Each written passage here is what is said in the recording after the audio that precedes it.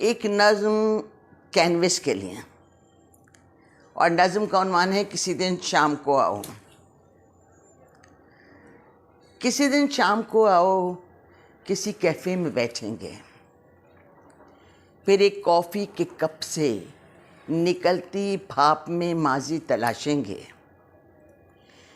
ये हमने सोच रखा है कि अब बिल्कुल तुम्हारी ही तरह से झूठ बोलेंगे और अपने कांपते हाथों को अपनी गोद में रखकर, इन्हें तुमसे छुपाकर, बहुत ही मुस्कुराकर तुम्हें फिर ये बताएंगे कि हम भी अब तुम्हारी ही तरह से खुश बहुत हैं, कि जैसे तुमने पिछली बार हमसे ये कहा था।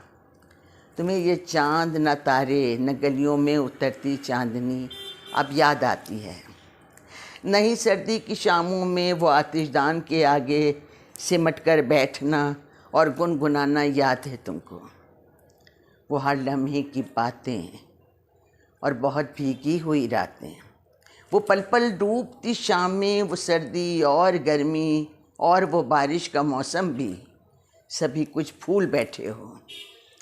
समझ में ये नहीं आता कि तुमने इस कदर क्यों झूठ बोला था, मगर हाँ जानते हैं हम, किसी की जान जाने का अगर कुछ खौफ होता है तो हमको झूठ कहने की इजाज़त मिल भी जाती है।